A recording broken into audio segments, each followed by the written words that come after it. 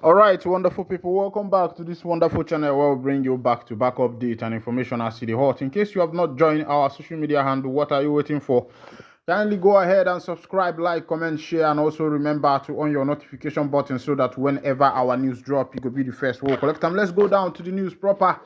As it is hot, you don't share for Imo State on the side of Hope Uzodimma as Imo State debt slashes from 259 billion to 99 billion naira without borrowing Uzodimma. Let's go down to that information.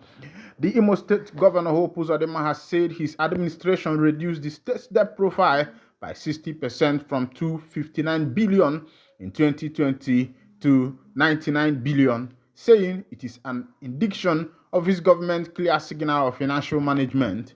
Uzodimma made the disclosure while addressing stakeholders at the State of Imo State address at the State House of Assembly, Owerri, on Tuesday. The governor, who disclosed that he had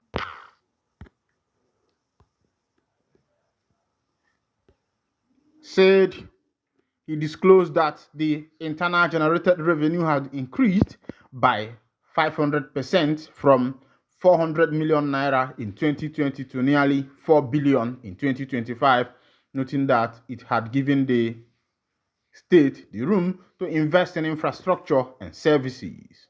The governor said, "I am pleased to report that our administration has also reduced the state's debt profile from 259 billion in 2020 to 99 billion in 2025. This reduction of 60% is a clear signal of our prudent financial management. In today's Nigeria, where subnational governments are called to do more with less, Imo is showing that with vision, discipline, and reform, progress is possible." On the IGR, Uzodimma said the impact is visible. Our monthly international generated revenue has grown from an average of 400 million naira in 2020 to nearly 4 billion in 2025, an increase of about 500%. This performance gives us the fiscal breathing room to invest in infrastructure and services even as federal allocation continues to look up. The governor disclosed that Imo State currently boasts of 5 higher institutions, and Tinubu had approved a take-off grant of over 30 billion for the newly approved Federal University Okigwe, saying it was an unprecedented milestone in the education journey of Imo State. He said, "It gives me great joy to announce that Imo State has a brand new federal university, thanks to the magnanimity of President Bola Ahmed Tinubu, who not only signed the bill establishing the Federal University of Okigwe into law, but also approved a takeoff grant of 39 billion. This is no small feat. With this development, Imo State now proudly hosts 5 public universities as unprecedented milestone in our educational journey. We give God all the glory."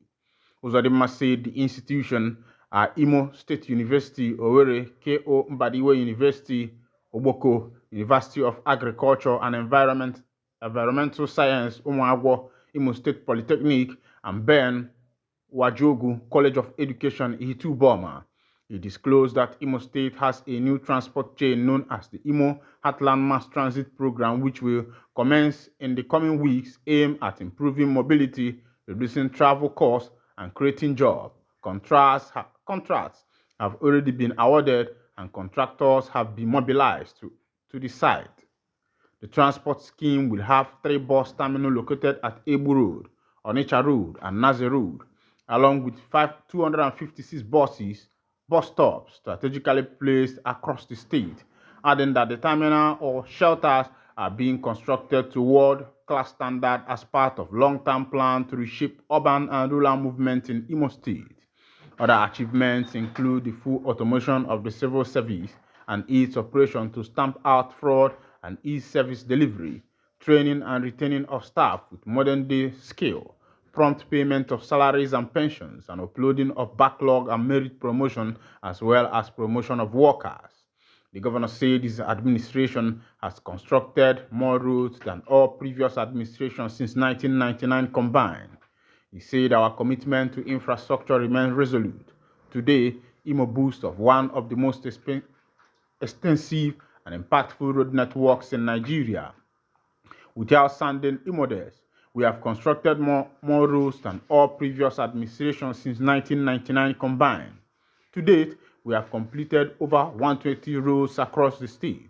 In the past 18 months alone, we delivered 37 brand new roads, an iconic edifice, the International Conference Center, and a benefiting government housing annex, Olu. We also have the Azomta flyover and the new Concord Hilton Hotel as landmark legacy projects. Some of the new roads listed were Toronto, Oji, Naze, Obosisi Road, Olu Nkume, Omago Road, Oru West Local Government Road, Mbudi Omoma Okporo Road, Amiri Omoma Road, Ihiala St. Joseph Eziachi Road, Oudo Awomama Road, Toronto Ekemegboha Road, Owerri Mbise Umuahia Road, Imsut Road Olu, Alaba International Market Olu, Akokwa Road, 19.2 kilometers, and several others.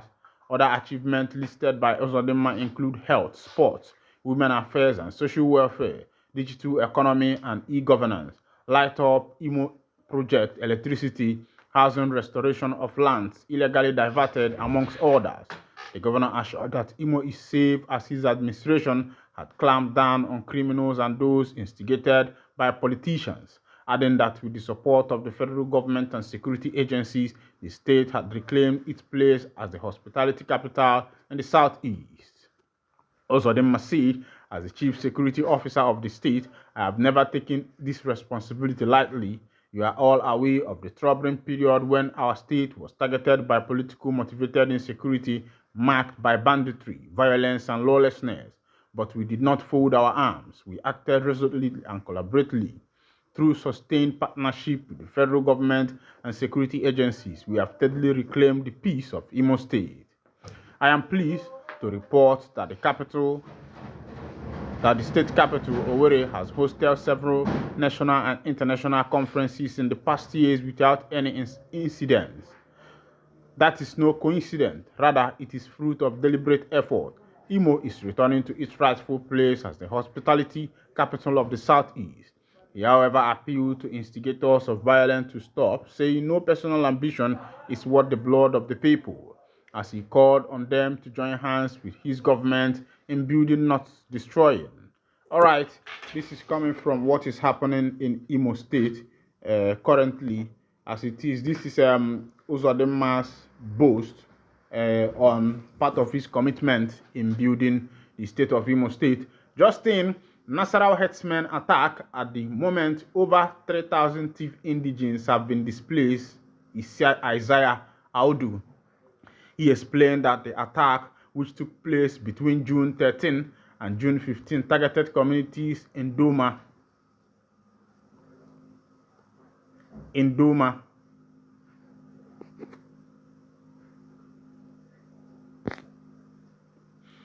Kuana, and Obi local government areas. According to Audu, the violence was not random but part of a recurring pattern during farming season, an alleged strategic effort by armed herders to forcefully claim fertile land for grazing and cultivation. He confirmed that the victims of these latest raids include Mr. Tafia Taobi, Mr. Shan Kobo, Zaki, Gwangwata Odu, and Tahin Ando Apav. In addition to the fatalities, dozens more suffered gunshot wounds and are currently receiving treatment in undisclosed hospitals. All right, this part of the nation, this part of Nigeria has been in a big chaos for some time now, as it is. Protests has a breakout also in Nigeria. Students go rampage, block roads, making fresh demands. Even students in Nigeria, as it is now, have started protests, making demands. All right, what are you going to say again about the present government? Is it that yes, Hope Uzodimma has boasted of all his achievements, of which some of them can be seen physically? He has done some roads. The Imo State ICT Center is also under construction. That can be seen. But what is the state of the nation in general? what is the state of the nation in general, and what is the presidency doing in order to be able to cope what is currently happening. All right, this is where I'll be winding down the course, and if this is your first time of joining us, kindly go ahead and subscribe, like, comment, share, and also remember to on your notification button so that whenever our news drop, you could be the first one to collect them. Thank you for listening. God bless you.